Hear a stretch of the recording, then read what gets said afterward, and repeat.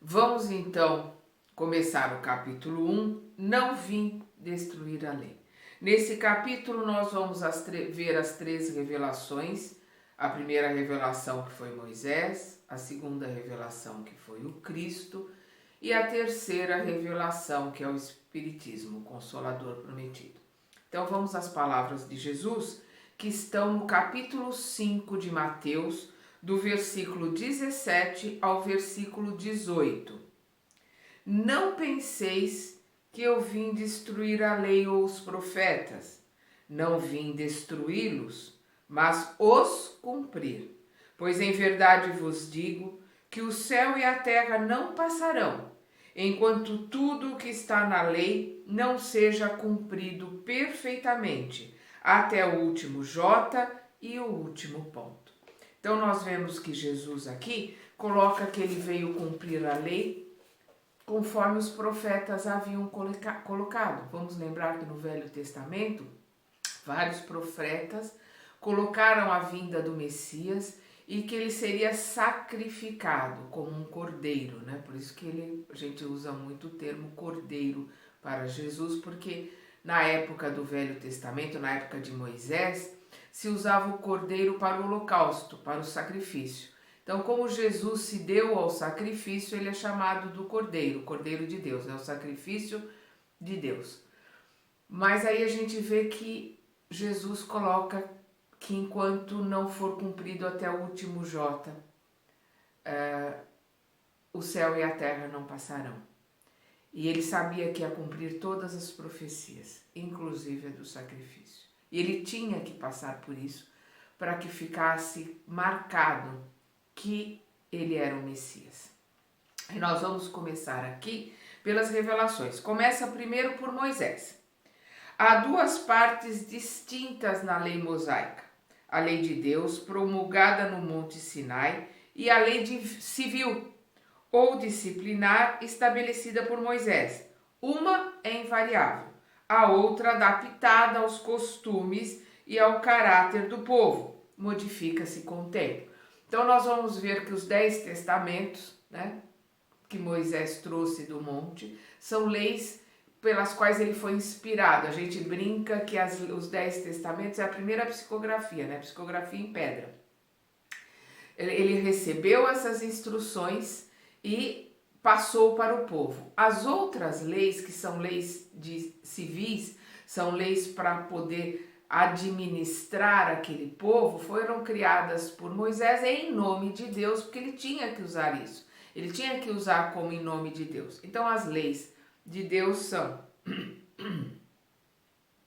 A lei de Deus está formulada em 10 mandamentos seguintes. Primeiro, eu sou o Senhor teu Deus, que te tirou do Egito da casa de servidão.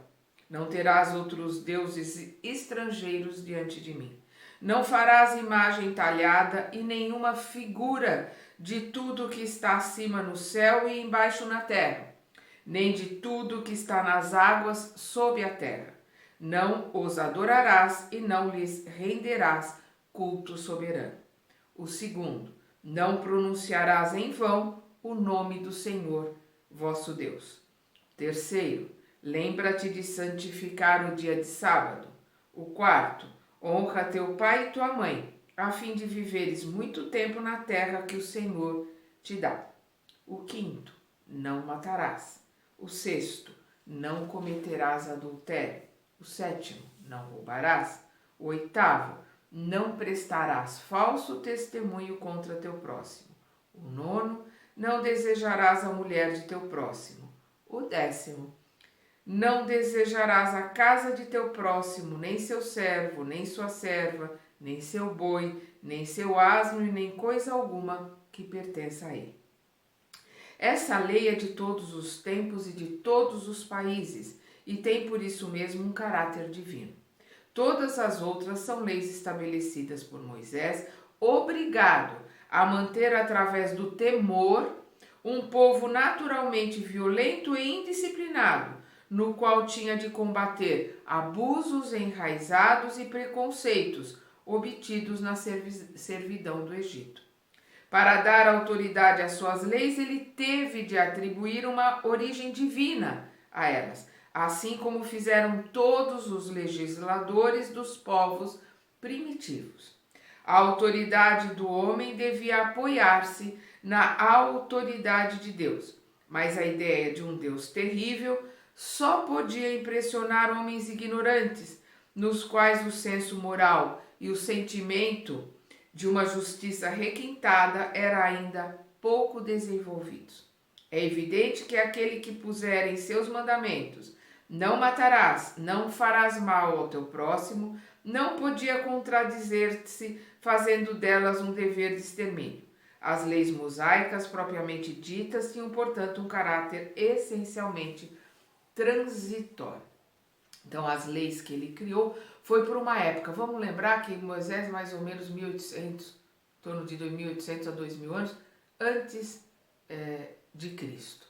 Então, ele precisava criar leis que o ajudassem a administrar aquele povo até Canaã, né? A terra prometida. Aí depois aqui nós vamos para a segunda revelação, que é a revelação do Cristo. Jesus não veio destruir a lei, isto é, a lei de Deus, veio cumpri-la, ou seja, desenvolvê-la, dar-lhe seu verdadeiro sentido e adequá-la ao grau de adiantamento do homem. É por isso que se encontra nessa lei o princípio dos deveres para com Deus e para com o próximo, que é a base da sua doutrina.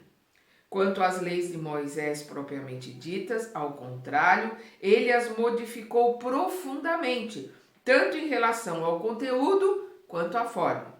Combateu constantemente o abuso das práticas exteriores e as falsas interpretações, e não podia tê-las reformado mais radicalmente, senão reduzindo-as a estas palavras: amar a Deus acima de todas as coisas e ao próximo como a si mesmo. E dizendo: está aí toda a lei e os profetas. Embora a gente coloque sempre esta frase, nós temos que lembrar que essa frase é da lei mosaica.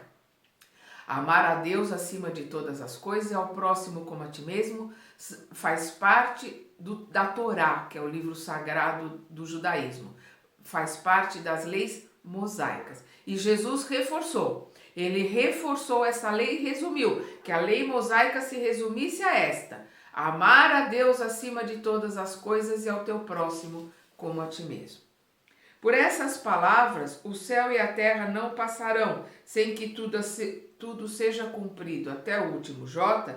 Jesus quis dizer que era preciso que a lei de Deus fosse cumprida, isto é, fosse praticada em toda a terra, em toda a sua pureza, com todos os seus desenvolvimentos e todas as suas consequências. Pois de que serviria ter estabelecido essa lei se ela devia manter o privilégio de alguns homens ou mesmo de um só povo? Sendo todos os homens filhos de Deus, são sem distinção objeto da mesma solicitude.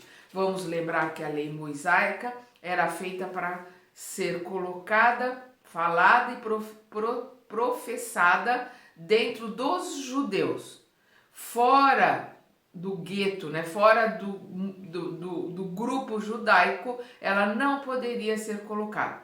Por isso que Paulo, né, que era um fariseu, que era um homem da lei, que era um homem muito apegado à lei, mas dentro da legitimidade, ele era muito ligado à verdade, como Saulo, por isso Jesus o escolheu. E ele, como todo judeu, pregava para os judeus. E nós vamos ver que Tiago, na Casa do Caminho, também queria que a pregação, os ensinamentos de Jesus fossem só para os judeus.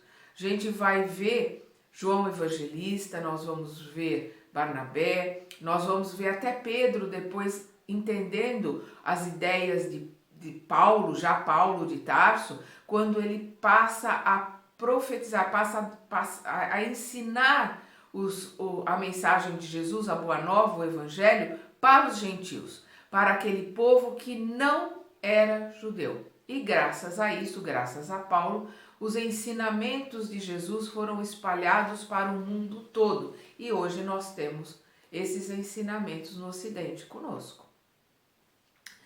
Ele continua: por essas palavras o céu e a terra não passarão. Eu já li, né? Desculpa. Ele continua: mas o papel de Jesus não foi simplesmente de um legislador moralista, sem outra autoridade que a sua palavra. Veio cumprir os profetas que tinham anunciado sua vinda. Veio cumprir tudo aquilo que estava nas profecias.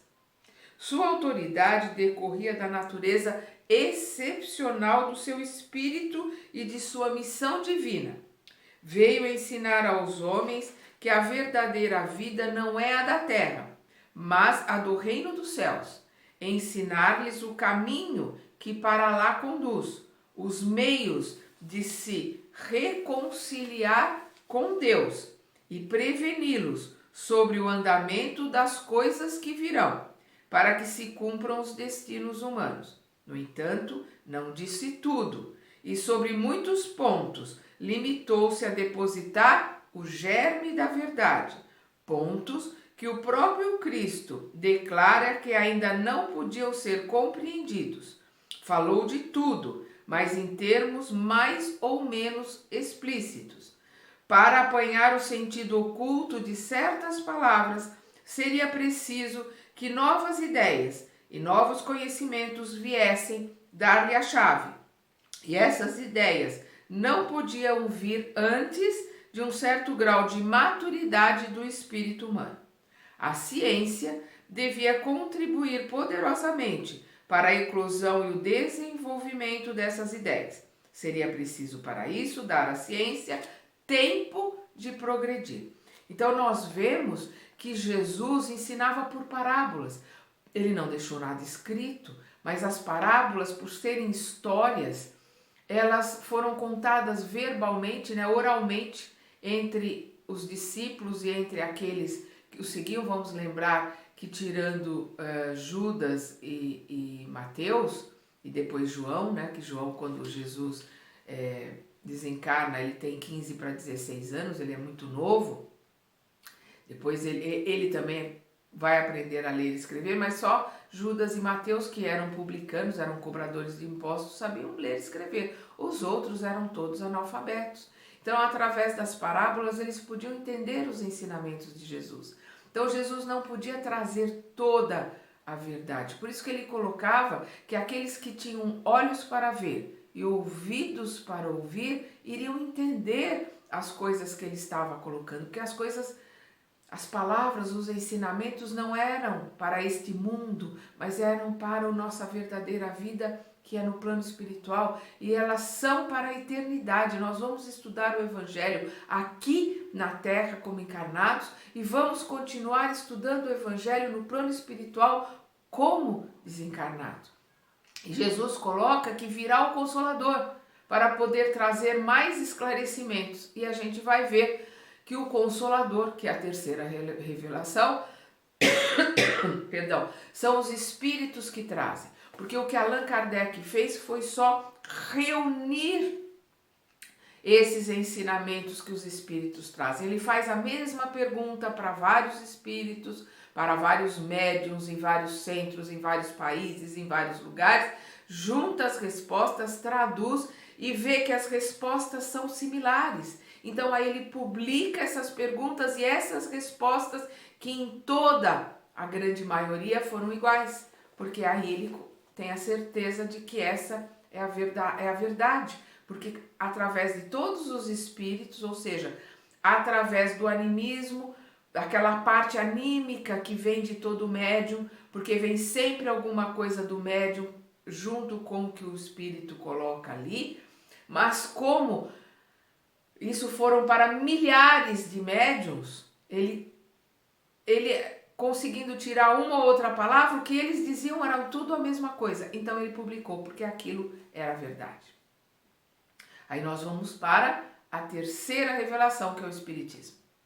O Espiritismo é a ciência nova que vem revelar aos homens, através de provas irrecusáveis, a existência e a natureza do mundo espiritual e suas relações com o mundo corporal.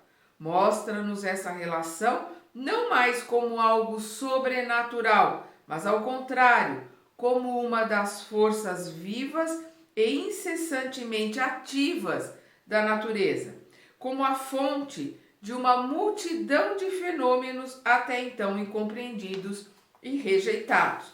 Por essa razão, ao domínio do fantástico e do maravilhoso.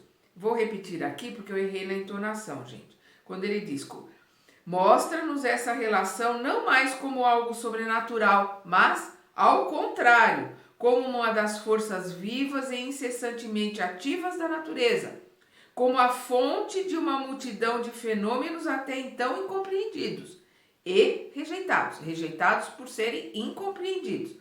Por essa razão, ao domínio do fantástico e do maravilhoso. Por serem incompreendidos, passaram ao domínio do fantástico e do maravilhoso. As pitonisas, né, as revelações, né, as revelações e as colocações dos profetas no Velho Testamento, tudo isso são manifestações mediúnicas, são manifestações de espíritos através de médiuns que recebiam o nome de profetas. É sobre essas relações que o Cristo faz alusão em muitas circunstâncias.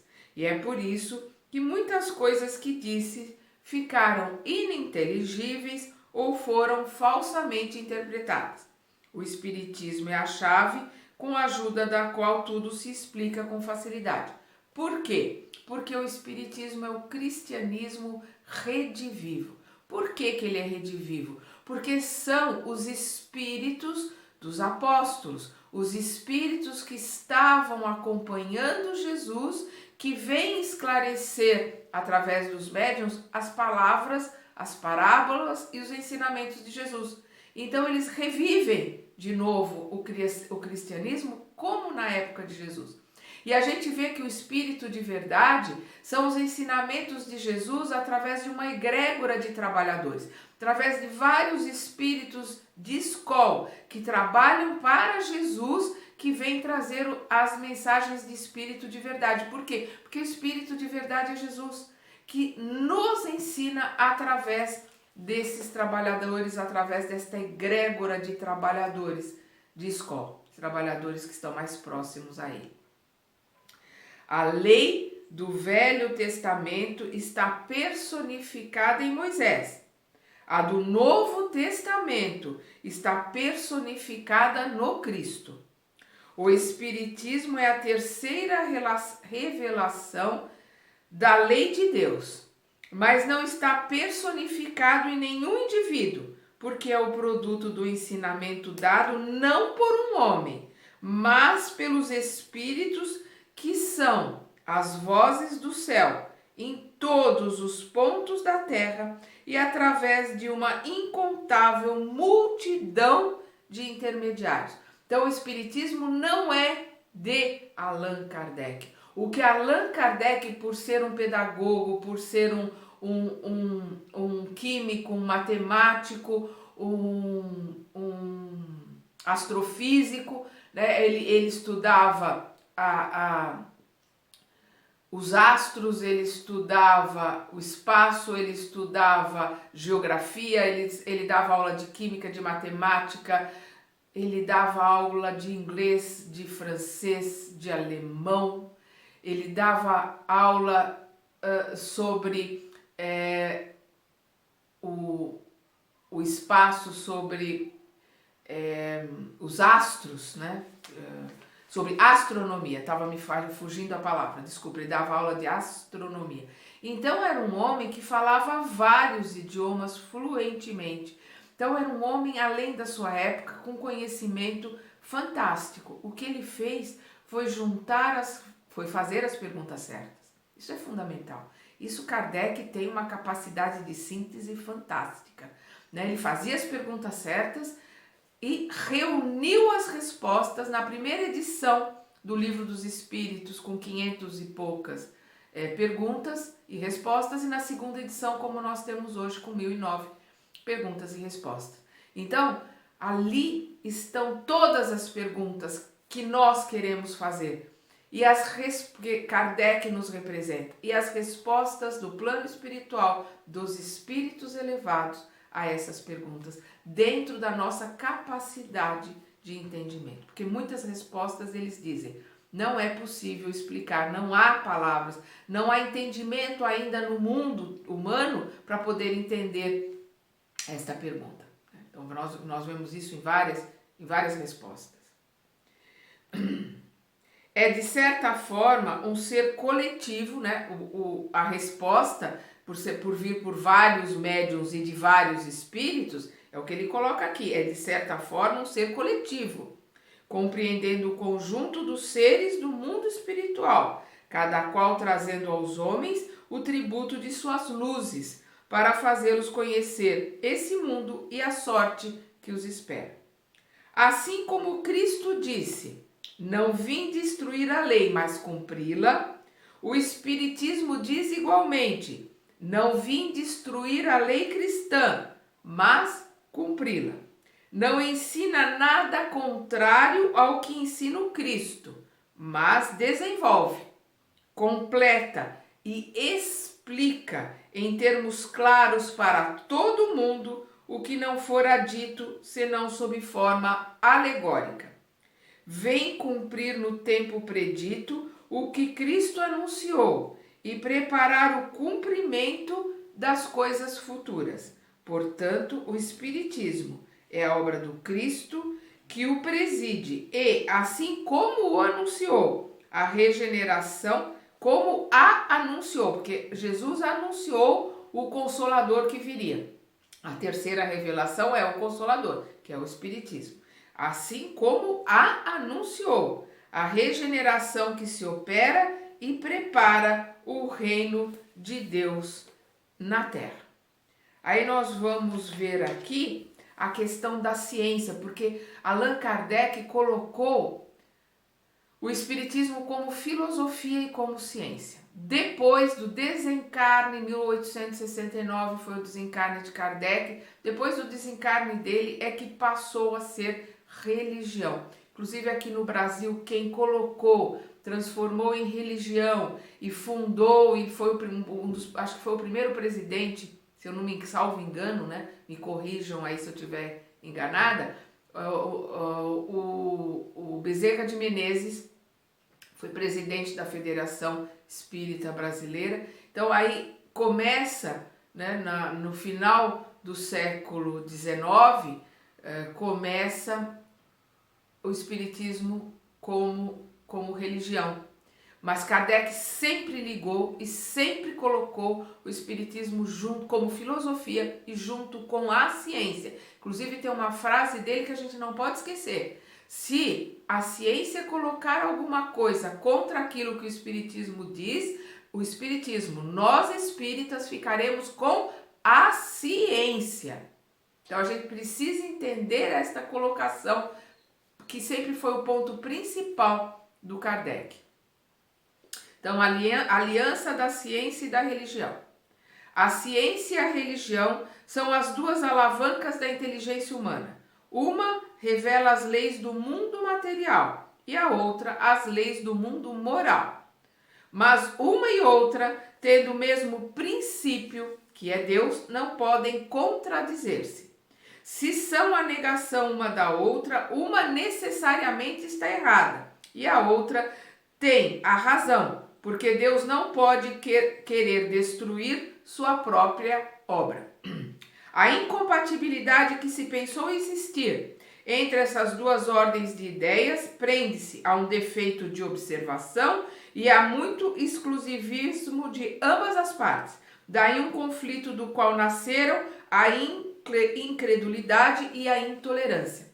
Então nós vamos ver principalmente na Idade Média dogmas, a igreja com dogmas que não poderiam ser contestados, inclusive a infalibilidade do Papa.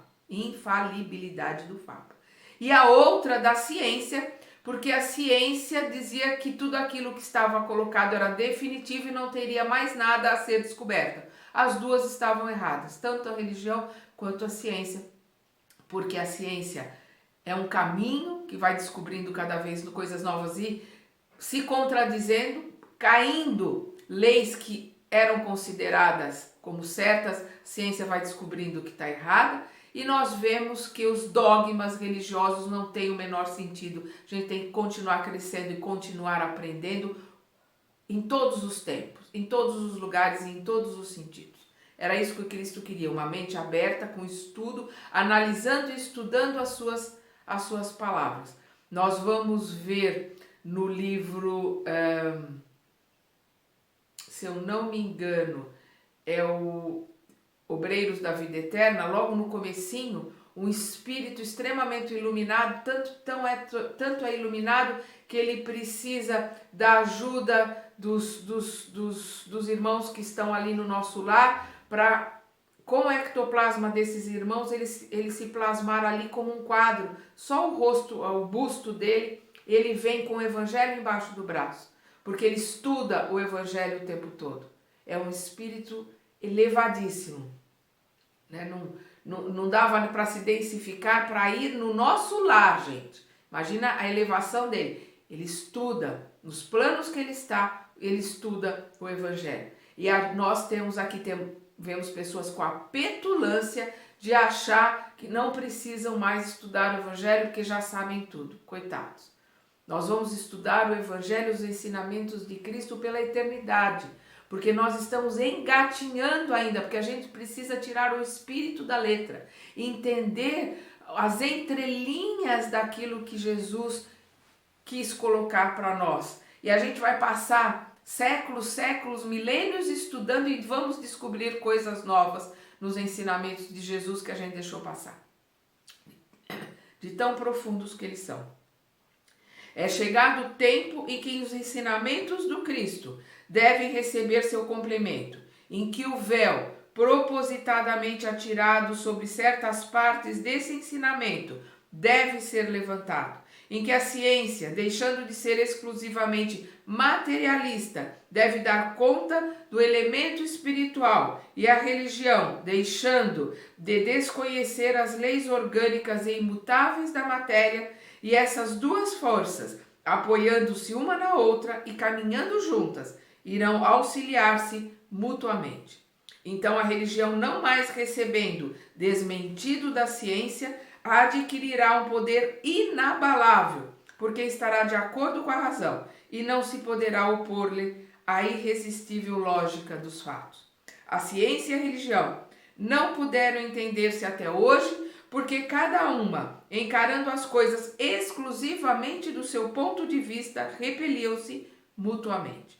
Seria preciso algo para preencher o vazio que as separava, um traço de união que as reaproximasse. Esse traço de união está no conhecimento das leis que regem o mundo espiritual e suas revelações com o mundo corporal, leis tão imutáveis quanto as que regem o movimento dos astros e a existência dos seres. Uma vez constatadas essas novas relações pela experiência, uma nova luz se fez.